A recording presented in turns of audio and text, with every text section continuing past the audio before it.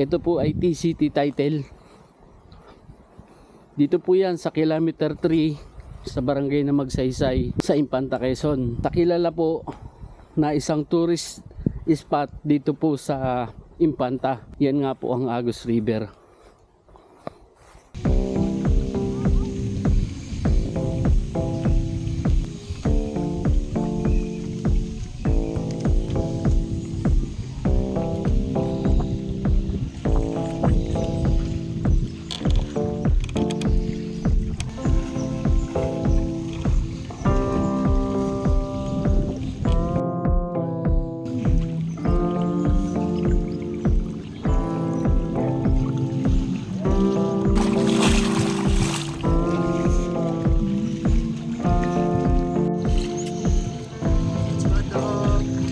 Kita naman natin doon sa technical description ng titulo kung ilang meters po ang front sa Agus. At ito po ay may bakod.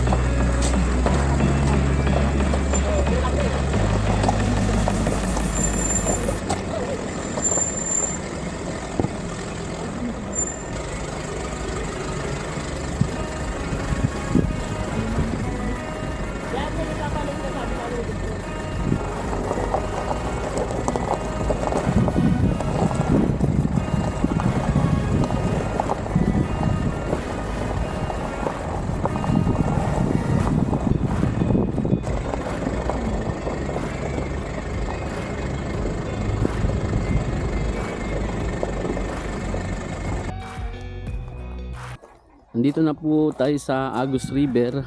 Ito ang dinadayo ng mga turista na galing po sa iba't ibang lugar. Sa ngayon po, ang Agus River po ay medyo nag-ibang kulay dahil nga po sa mga pag-ulan.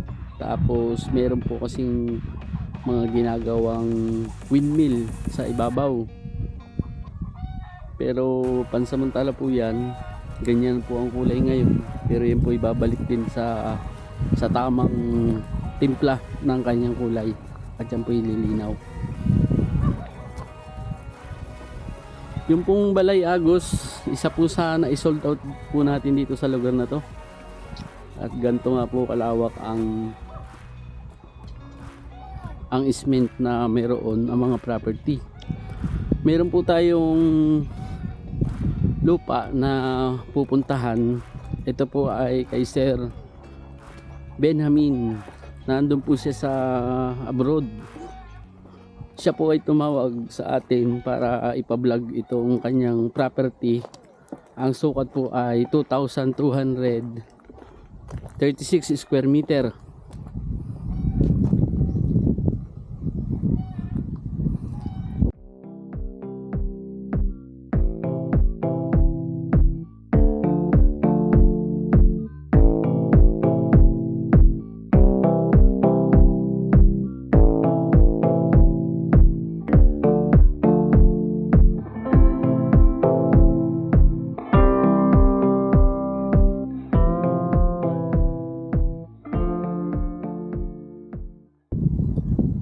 At yan nga po, ang presyo po niya ay 1,500 per square meter. Ngayon po ay may sinend po siya na video sa akin. At sa palagay ko ay nandito po sa part na ito yon, yung may kubo na yon.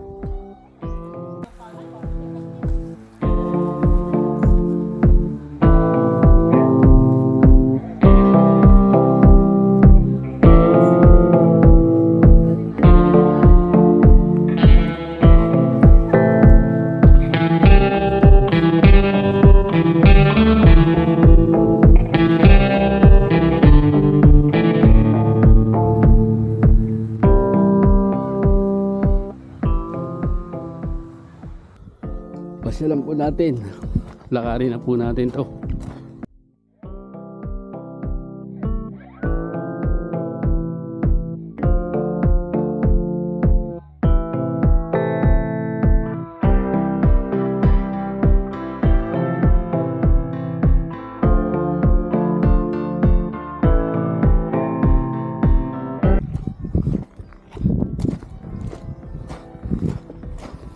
Matagal na po itong i-message sa akin ni sir, kaya lang that time po inaayos pa po nila yung mga dokumento. Ngayon ay lumabas na nga po yung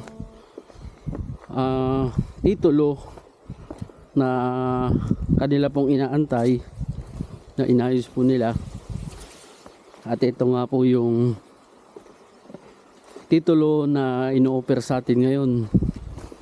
Kaya po ito maganda, clean title po ito. Medyo elevated siya pagdating sa part na to. Ito yung property. Yan po nasa ibabaw na may mga niyugan.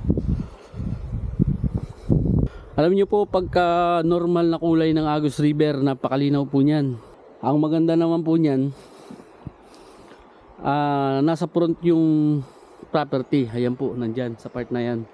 At ito na nga po yung property na atin pong pupuntahan. Ang sukat po niya ay 2,000. Maganda po, may bakod na. Yan po.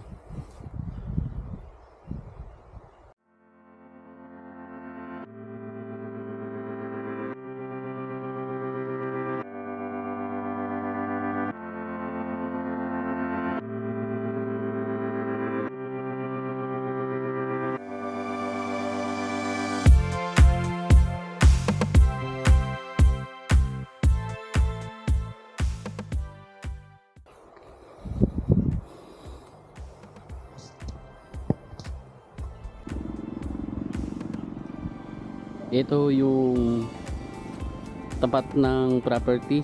Medyo malabo lang po ang agos, pero mas ma-appreciate po natin siya kapag luminaw na.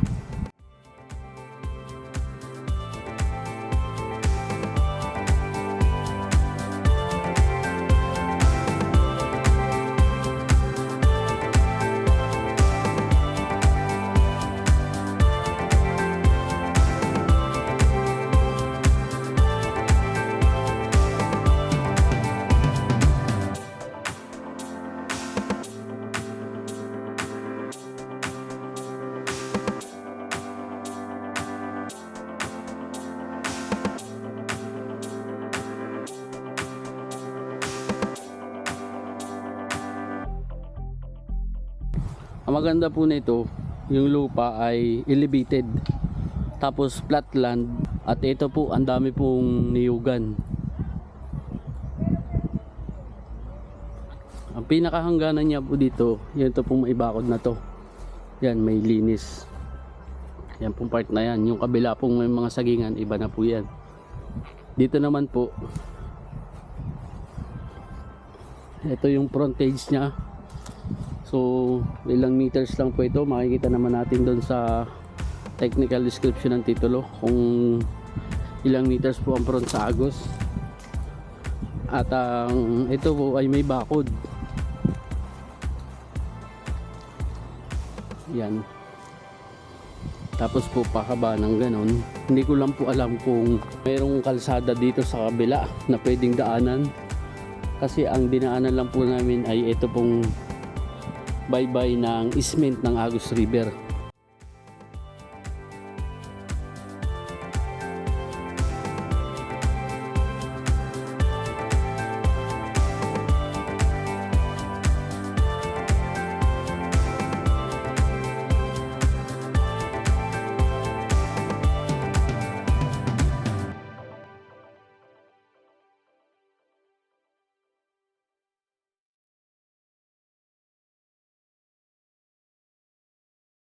So pwede naman po dito, kasi yan po madadaanan po talaga ng sasakyan kung aayusin to, since ang dami naman pong mga bato, buhangin na pang-ayos ng kalsada.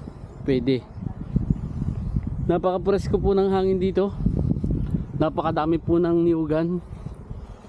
Ito po ay TCT title.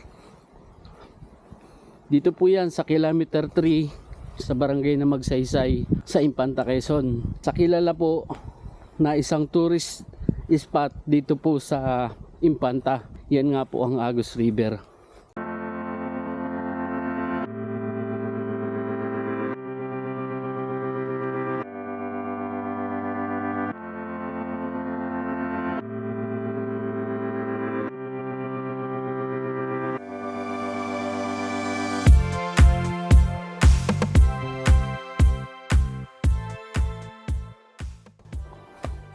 May bakod po tayo dito. Yan po ay karatig. Yan, lahat po ay flat. Mayroon pong parang daan ng tao dito. Yan o.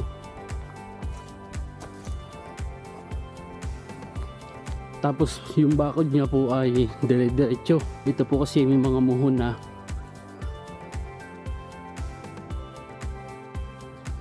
Napakadami pong puno ng niyog. Kung hanggang dito po siya sa part na to, sa tingin ko mayroon pong linya ng kuryente doon. May kapitbahay. Yan. Ito na ho yung property. Nasa front ng Agus River, elevated. Magmula po dito, at kung kayo po'y galing ng Metro Manila, nasa 3 hanggang 4 na oras po ang biyahe ninyo. Ang pinakamalapit po, yung pong Marcos Highway. Diyan po sa Cogio, Marikina, ang daan. At makakarating po kayo dito ng maayos kasi ang kalsada po natin yung pong Marcos Highway. Magmula naman po dito sa property hanggang sa town proper ng Impanta, mga 15 minutes lang po. Andiyan naman po hanggang 20 minutes. Doon naman po sa mga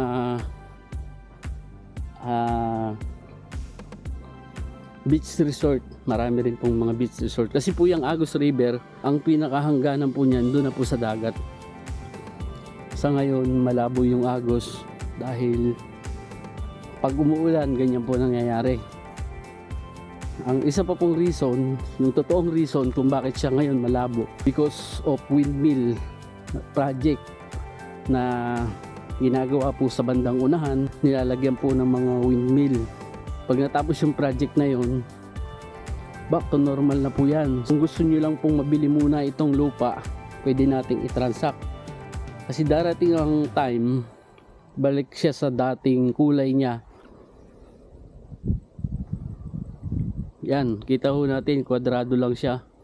At napakadami ng niyog. Pwede po tayo magbawas dito ng niyog kung sakali, kasi mga paglalagyan ng cottages. Pero maganda na po yung ganito dahil mga ginhawa po siya, hindi mainit.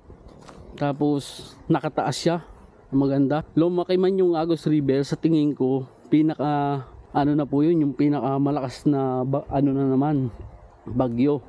Pero tingin ko po hindi aabot dito kasi mas mataas yung level ng lupa na to kumpara doon sa mga may kabahayan dyan sa baba, pati po nandoon.